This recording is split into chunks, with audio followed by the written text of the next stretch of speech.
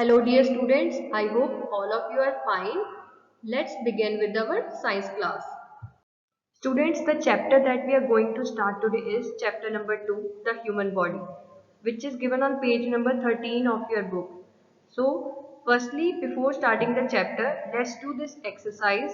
Let's warm up. Given below are pictures of some organs of our body. Write below each what they help us to do. Firstly, the images of brain. It helps us to think. Second, lungs. They help us to breathe. Third, heart. It helps us to pump blood. Even if you are not knowing these answers, no problem. We will learn it today. So let's start the chapter. Just as a machine has different parts, our body also has many parts. Each part of our body is called an organ. Each organ does a specific function. The organs inside our body are called internal organs. So let's understand what is written over here. They are telling us like machine. We have seen machines of different kinds. They have different parts, right? So same it is with our body. Our body also has many parts. Some parts we can see, some parts we cannot see. So each part of our body is called an organ. Each organ does a specific function. Our body has different organs and each organ performs a different function. The organs inside our body are called internal organs. Brain, heart, lungs, stomach are some internal organs of our body. So what does these organs do? Firstly, brain. The brain helps us to think, learn and remember. It is the control center of the body. Our brain controls every action that we do. Okay. Second is heart. The heart pumps blood to all parts of the body. The blood carries oxygen and digested food to each cell of our body. So what does a heart do? It pumps blood to all parts of the body. The blood which goes to every part of our body goes through heart. Third is lungs. There is a pair of lungs in our body. They help us to breathe. So what does lungs do? They help us to breathe. Stomach. Stomach क्या करता है? The food that we eat gets digested in the stomach. Whatever we eat, it is digested in the stomach. So the try it yourself. Draw arrow from the pictures of the internal organs to the part of the body where they are located in the body. So you have to draw arrows and tell which part of body is located where. Okay. Students, the try it yourself which is given on page number 13, you can do it and match it with this diagram which I have added for your reference. Okay, and you can also learn about a few other parts of the body from this. So, what is our body made up of? Firstly, cells are the smallest unit of our body. Second, cells of same type joined together to form a tissue. An organ is made up of different tissues. So the first thing that which we are having is a cell. Okay, then a cell will lead to formation of tissue and afterwards tissues will lead to the formation of organ. Alright, different organs that carry out one particular function of the body form an organ system.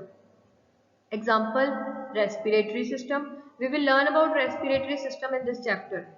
There are 8 important systems in the human body. Each system has its own function. So there are 8 systems. Alright, their names are given over here. In this chapter, we will learn about respiratory system. In this lesson, you will only learn about the respiratory system in detail, okay? So let's start with the respiratory system. The organs that help us to breathe form our respiratory system.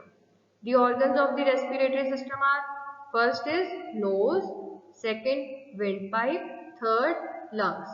They form the respiratory system. Students, you have to make this diagram on your notebook. Make a clear diagram and properly mention the nose, windpipe and lungs and below it write the respiratory system. Okay. So how does the respiratory system work? Let's see.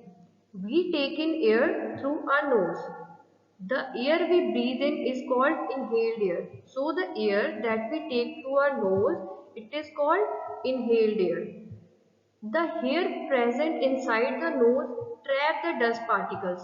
There are little hairs present in the nose which don't allow the dust particles to go inside. So from the nose, air goes to the windpipe.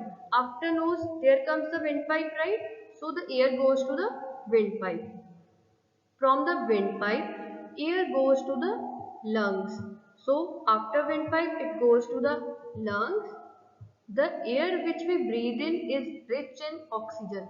So the air that we are breathing air which is rich in oxygen. Blood absorbs oxygen from the lungs and brings back carbon dioxide from the body cells to the lungs.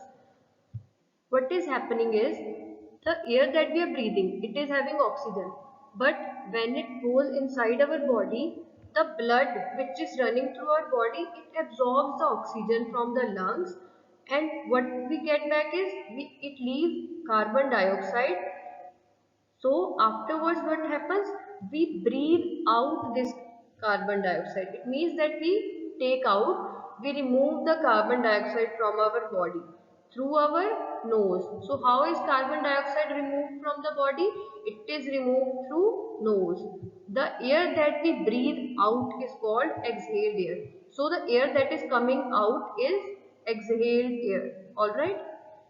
So how does this inhalation and exhalation process works? You can see in this flow chart. The flow chart shows the sequence of oxygen and carbon dioxide flow. Inhalation, firstly it goes to nose, then to lungs, third comes blood which absorbs the oxygen which we breathe, and it goes to heart. Then heart takes it to the other body parts. We have seen when we had studied heart in the beginning of the chapter, we have seen that heart pumps the blood to all the body parts. So the blood takes the oxygen to all of the body parts. So after body parts, the carbon dioxide is released in the blood. It goes again to the heart and then to the lungs. So the air that we are going to exhale contains carbon dioxide. In inhalation there is oxygen. In exhalation there is carbon dioxide. So we will see it with the diagram. Students, you can see how this is working. This is in the first image, we can see the air that is going in, and afterwards it is coming out. It is the process of inhalation and exhalation. A fact, the right lung is slightly larger than the left lung. In this, they have told that the straight arrows show oxygen, the wavy arrows show carbon dioxide. We have already understood this, right? That in inhalation, oxygen is there, in exhalation, carbon dioxide. So, a very important term is given over here, which is breathing. What is breathing? The taking in and giving out of air is called breathing. We have just studied the process of inhalation and exhalation. Okay, when we combine these both, it will together be called breathing, because we are taking in and giving out air. This whole process is called breathing. Okay, thank you students. The rest of the chapter we will do in our next video. Take care.